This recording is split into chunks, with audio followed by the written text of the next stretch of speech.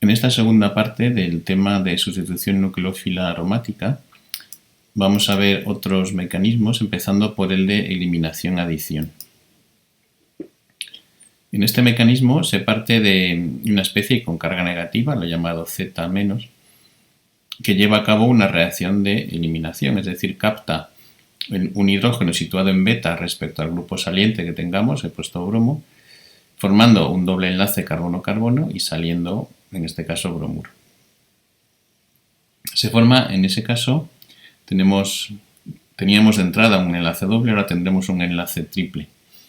Esta especie intermedia se conoce como un arino, el que está aquí concretamente sería el bencino, y sobre este intermedio, que es muy inestable porque en él los orbitales del segundo de los dobles enlaces carbono-carbono están muy desviados respecto al ángulo idóneo para su hibridación, pues por ese motivo puede reaccionar fácilmente con nucleófilos.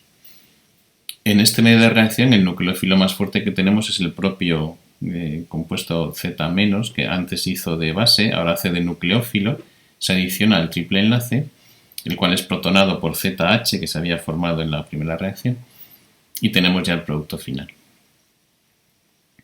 Se necesitan bases muy fuertes, porque esta primera eliminación no es nada fácil, y por ejemplo se puede hacer con amiduro, y eso hace que, ya que la misma base es la que hace como nucleófilo, eso hace que el proceso no sea demasiado versátil sintéticamente.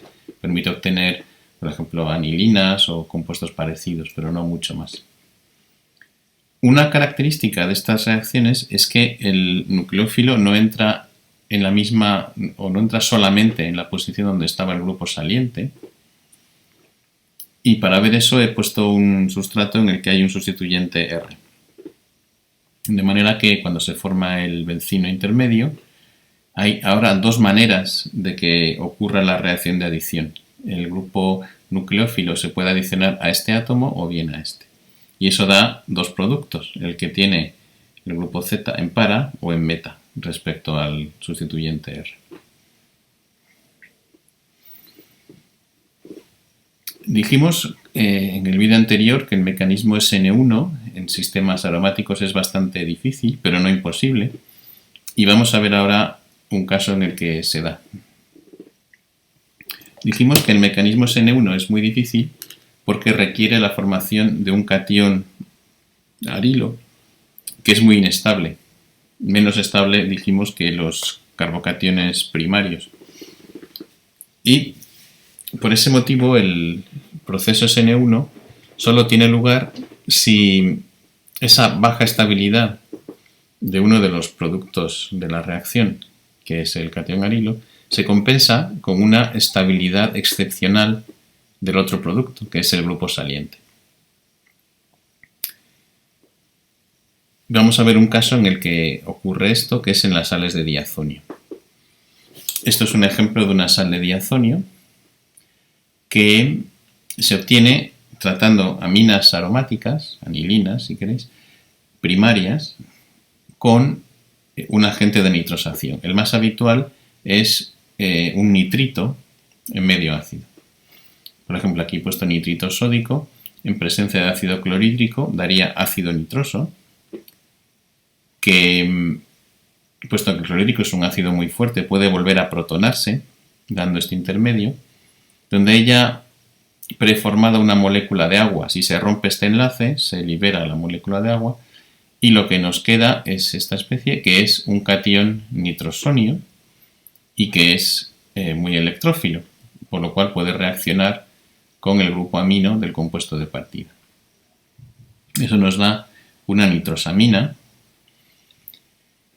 y en la cual es posible un equilibrio de tautomería que lleva al intercambio de este doble enlace por este hidrógeno. El doble enlace pasa aquí, el hidrógeno aquí, y tenemos este otro compuesto. Como seguimos en medio ácido, se puede protonar el hidroxilo, salir como agua y ya lo que queda es una sal de diazonio. Todo este proceso se debe hacer a baja temperatura, ya que a temperaturas superiores la sal de diazonio puede no ser estable. El motivo por el que la sal de diazonio no es estable es que el grupo saliente que se liberaría a partir de ella es enormemente estable. Es una molécula de nitrógeno que tiene un triple enlace, por tanto una molécula muy estable, y que además es un gas, con lo cual se libera del medio de reacción y en principio no puede dar lugar a equilibrios. Así que si la sal de diazonio se deja subir a temperatura ambiente o incluso se calienta, se puede dar esta reacción, la liberación de nitrógeno, y lo que queda es el catión que habíamos dicho antes, que es difícil de formar. Este es el catión arilo. La carga positiva está en este orbital, que no forma parte de la nube pi, por eso no está estabilizado por esta. Y si esta reacción se lleva a cabo en presencia de un nucleófilo, el catión reacciona con él fácilmente, por ejemplo con agua o con aniones yoduro, para dar fenoles o ioduros de arilo. Estas reacciones de las sales de diazonio con nucleófilos se catalizan por sales de cobre 1. Y esto nos da pie a hablar del cuarto mecanismo que hemos comentado antes, el cual tiene lugar a través de intermedios de tipo radical, por eso se llama SNR1. En estas reacciones el cobre actúa como oxidante, cede un electrón al sustrato, el cobre queda reducido a cobre 0 y el sustrato capta ese electrón. Por ejemplo, aquí en este caso, partiendo de una sal de diazonio, se forma este intermedio, que es un anión radical. Es un anión porque ha captado la carga -1 del electrón y tiene un electrón desapareado, por eso es un radical. No nos vamos a definir mucho en dónde está ese electrón. Está en algún lugar del anillo aromático, no nos interesa. Este proceso inicial es lo que se conoce como la etapa de iniciación. Es la formación de la primera especie de tipo radical. Pero a partir de la formación de esta especie, el proceso vamos a ver que se mantiene a sí mismo, de modo que no se necesitan grandes cantidades de cobre, que es la especie que inicia la formación de radicales. El anión radical derivado de la sal de diazonio, como siempre, evoluciona perdiendo nitrógeno y eso nos deja, en este caso, un radical, porque tenemos un electrón desapareado que vamos a poner en el orbital que antes poníamos vacío cuando teníamos un catión, ahora tenemos un radical. El nucleófilo se une a este radical.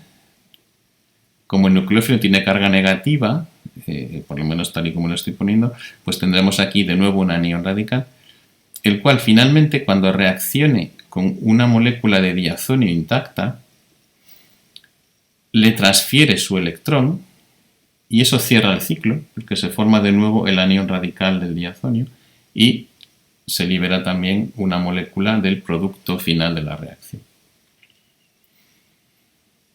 Terminaré comentando brevemente la aplicación sintética de las sales de diazonio, que es considerable. Las sales de diazonio permiten transformar anilinas, que son el punto de partida, aminas aromáticas, en una serie de derivados de benceno como fenoles, los 4 posibles halobencenos, vamos a verlo. Ya hemos hablado de la transformación de sales de diazonio en fenoles y ioduros de arilo. También se pueden obtener los bromuros y cloruros, tratándolo con ácido bromídrico o clorhídrico en presencia de cloro de cobre. Se pueden obtener fluorobencenos y el método consiste primero en intercambiar el anión. Aquí tendríamos, por ejemplo, cloruro, si esta reacción la hiciéramos con ácido clorhídrico. Se trata la sal de diazonio con ácido tetrafluorobórico para formar el correspondiente tetrafluoroborato y al calentarlo, el anión tetrafluoroborato libera fluoruro que actúa como nucleófilo y libera por otro lado trifluoruro de boro. Este proceso se llama la reacción de Schimann. También se pueden obtener nitrilos utilizando cianuro de cobre, nitroderivados utilizando una combinación de nitrito sódico y nitrito de cobre. Y finalmente también se puede sustituir el grupo diazonio por hidrógeno. Este es un proceso un poco también complicado, tipo radicalario, que no vamos a comentar, pero es sintéticamente muy útil y se hace con este derivado del ácido hipofosforoso en presencia de cloruro de cobre.